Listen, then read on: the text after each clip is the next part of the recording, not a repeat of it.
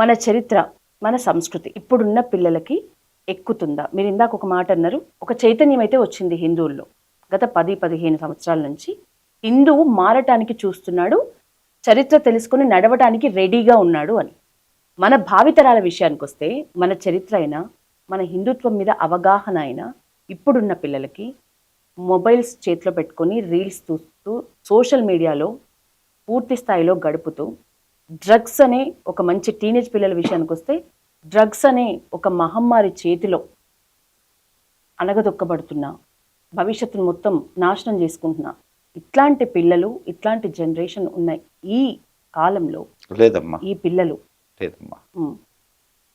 నీకు నేను అదే చెప్పు. ఇప్పుడు నేను ఇంతమంది యువతకి ఎట్లా దగ్గరయ్యాను చెప్పు నాకు. నేను ఎట్లా దగ్గరయ్యాను? దాదాపు 1 కోటి మంది నా వ్యూయర్స్ ఉన్నారు. దాంట్లో అంతా 20 నుంచి యువకులే 40-45 వరకు ఉండేటట్టు. ఎట్లా దగ్గర అయ్యాను? మసలాడిని. నేను చెప్పే ఇది ఎవరు వింటారు? కానీ సోషల్ మీడియా ద్వారానే కదా వెళ్ళింది. అంటే సోషల్ మీడియా ద్వారా ఇంతమందికి చేరుతుందా లేదా?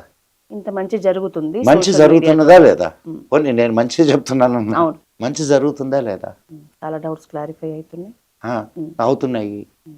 సో నువ్వు హౌ యూ యూటిలైజ్ అనే దాని మీద ఉంటుంది ఏదైనా. అండ్ పిల్లలు నువ్వు డ్రగ్స్ ఇది అన్నావు. ఎస్, నీ బిడ్డని నువ్వు కాపాడుకోవాల్సినటువంటి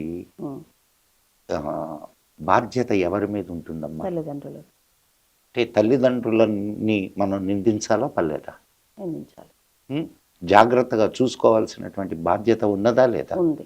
వాళ్ళకి నువ్వు మంచి విషయాలు చెప్తూ ఉంటే, లేదు చెడు విషయాలు చూస్తున్నప్పుడు కనీసం నువ్వు కట్టడి చేస్తే నువ్వు 2 ఏళ్ల పిల్లలకి 3 ఏళ్ల పిల్లకి సెల్ చేతికి ఇచ్చేస్తుంటివి. ఇస్తేనే తింటారు అని తింటారు అంటుంటివి. నిన్న నేనేదో ఒక దీంట్లో చూసా, 6 ఏళ్ల కుర్రాడు, చిన్న కుర్రాడు, వాడికి మాటలు సరిగ్గా కూడా రావు. అంటే వాడు భగవద్గీతలో పలానా అధ్యాయంలో పలానా శ్లోకం అంటే టకటక చెప్పేస్తున్నాడు. మరి ఎట్లా సంభవం అయింది అది? తల్లిదండ్రుల శ్రద్ధే ఖచ్చితంగా. ఇప్పుడు డ్రగ్స్ తీసుకునే నీ కొడుకు రేపు నిన్ను వృద్ధాశ్రమానికి పంపిస్తాడు. కారణం సంస్కారం లేకపోవడం. ఆ సంస్కారం నువ్వు చిన్నప్పటి నుంచి నేర్పించకపోవడం. సరిపోతుందా? తల్లిదండ్రుల బాధ్యత, తల్లిదండ్రుల ఈ కట్టడి చేయటము ఇక్కడి వరకు, ఇంటి వరకు. స్కూల్లో ఇప్పుడు ఇక్కడ ఇంట్లో పద్ధతిగా ఉన్న పిల్లవాడు స్కూల్లో ఏం చేస్తున్నాడు అనే విషయం తెలియదు. ఇంటికి రాగానే తెలీదా అమ్మా స్కూల్లో ఈడు ఎట్ట ప్రవర్తిస్తున్నాడు అనేది? పోనీ స్కూల్లో టీచర్స్ ఎప్పుడైనా పోయి కనుక్కుంటున్నావా? పేరెంట్ టీచర్స్ మీటింగ్ లో కనుక్కుంటున్నావా? అన్నీ ఉన్నాయి, కానీ మనం వేర్ వీఆర్ యూటిలైజింగ్ ఇట్. ఆ శ్రద్ధని ఏదో కన్నాము, ఆడ వదిలేసాము, వాళ్ళ చావు వాళ్ళు చేస్తారు, వాళ్ళ బతుకు వాళ్ళు బతుకుతారు, వాడికి ఏదో డబ్బులు కావాలా పడి, ఇట్టయితే వాడు ఎట్టవుతాడు? రేపు నీకు కూడా కూడిట్టేస్తాడు. మార్పు తల్లిదండ్రుల దగ్గర రావాలి. ఖచ్చితంగా అమ్మ వస్తుంది. ఇప్పుడు నా బిడ్డ బాగుండాలా, నా బిడ్డ మంచివాడు కావాలా అని ప్రతి తల్లి ప్రతి తండ్రి కోరుకుంటాడు.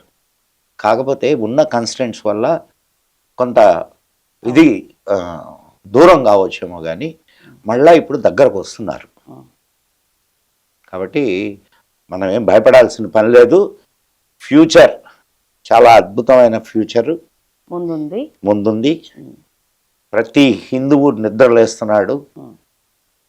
నువ్వు ఎవరిని హిందువు నిద్రలేయడం వల్ల ఏదో దారుణాలు జరిగిపోతాయి అనుకోవాల్సిన పనిలే. నువ్వు ఎవరిని చంపబల్లా, కానీ నువ్వు చావకుండా బతకడానికి కావలసినటువంటి జాగ్రత్తలు తీసుకో అంతే.